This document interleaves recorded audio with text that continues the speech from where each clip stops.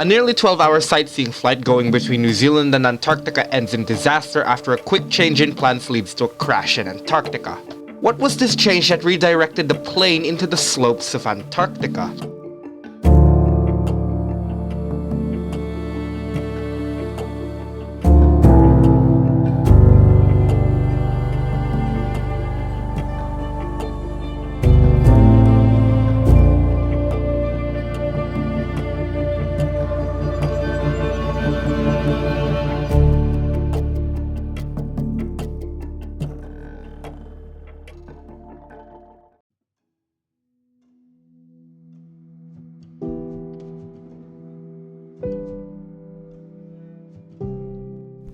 It's the morning and Air New Zealand Flight 901 is boarding at Auckland International Airport. The plane that's going to be used for Flight 901 is a nearly 5-year-old McDonnell Douglas DC-10, registered as Zulu Kilo November Zulu Papa. Editor Nerdy here. I am aware that the plane shown in X-Plane right now is an MD-11, not a DC-10, but to be fair, X-Plane 12 does not have any good DC-10s that I know of. The plane was delivered to Air New Zealand in December 1974, having more than 20,700 flight hours by 1979. On board the plane there were 5 flight crew members, but the 3 who were mainly piloting the plane were 45-year-old Captain Thomas James Collins with around 11,100 flight hours, 37-year-old Gregory Marcassin with around 7,900 flight hours, and 43-year-old Gordon Barrett Brooks with 10,800 flight hours. Along with them are 2 other flight crew members, First Officer Graham Neville Lucas and Flight Engineer Nicholas John Maloney. Along with the 5 flight crew are 15 cabin crew for a total of 20 crew members for the 257 passengers aboard, majority of which being New Zealanders, Americans, and Japanese.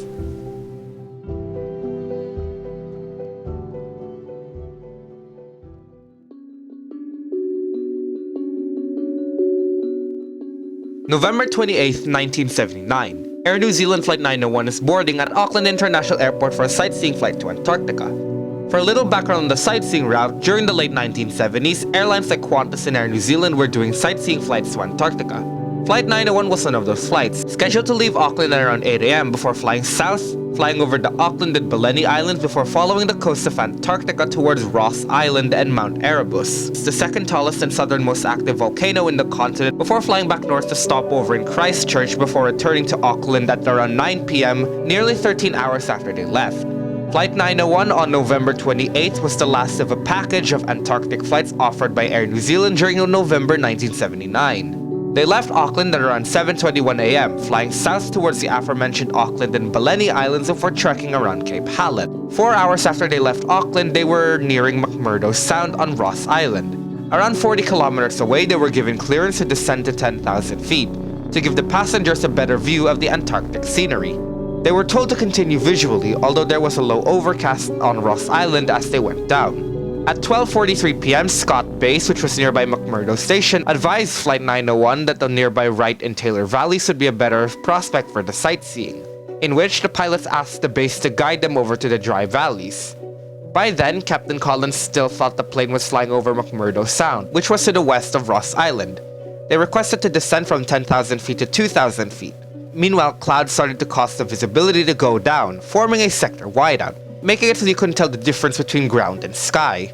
The pilots by then still thought they were flying over McMurdo Sound, but in reality they were flying over Lewis Bay, which was east of where they actually were, meaning they were on a trajectory towards Mount Erebus. They started their descent to 2,000 feet, but the visibility worsened as they continued down. On their final turn, about to finish their descent at 12:49, the ground proximity warning system activated and warned them that they were getting too close into terrain. They attempted to do an escape maneuver by going full throttle and pulling up, but by then it was too late. At 12:50, Flight 901 crashed into the slopes of Mount Erebus. The impact killed everyone on board, with the wreckage igniting into flames on impact.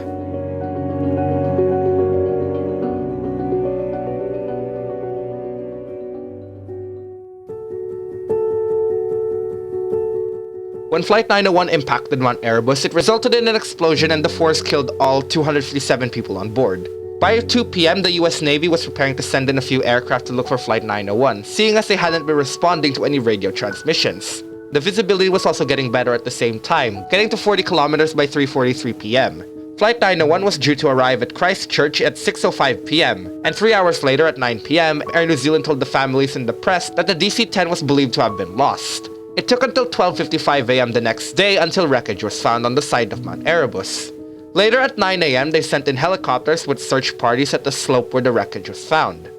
Flight 901's wreckage and bodies recovery was called Operation Overdue, but during the recovery missions, the rescue team was hampered, with the bodies being buried under layers of snow or being preyed upon by birds. Of the 257 occupants, 44 weren't able to be identified after Operation Overdue concluded. Parts of the plane's wreckage is still on Mount Erebus to this day, with the temperatures and snow cover helping preserve some of the plane's livery, making it still visible.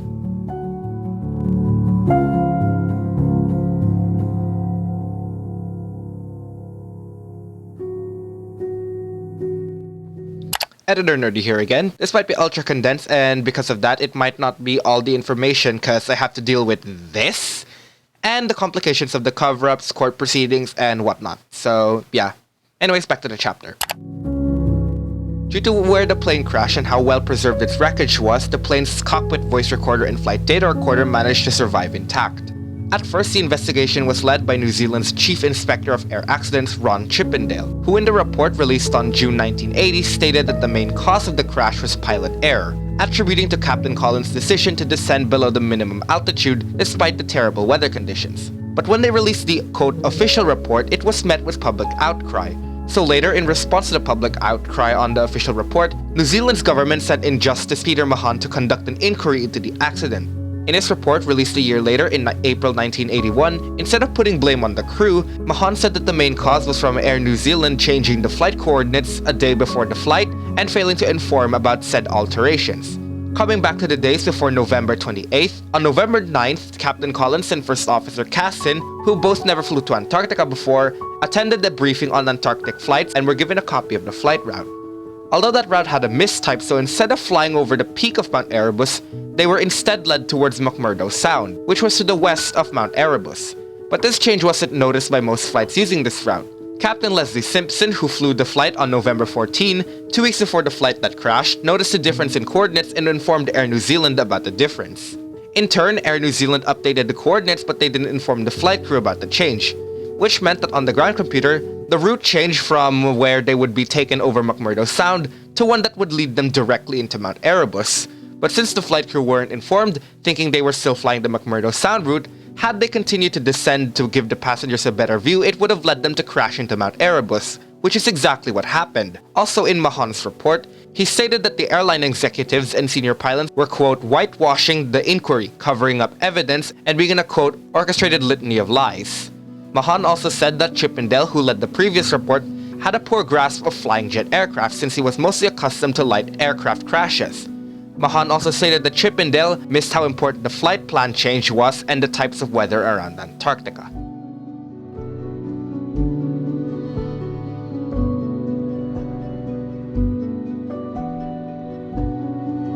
After the investigation, the Judicial Committee later ruled that Mahon's findings about the conspiracy was a breach of natural justice, but the other findings, mainly removing the main cause of the crash as pilot error, remained, with memorials for the passengers and crew being built around Auckland and Scott Base, Antarctica. In 2019, a national memorial was supposed to be built in Flower Rose Gardens, Auckland, but it was met with backlash from local residents and was later moved after landslips made the area unsafe after recent natural disasters. Flight 901 became one of New Zealand's deadliest disasters, being the second deadliest behind the 1874 Cospatrick ship disaster, with the crash still remaining in the minds of some Kiwis till this day.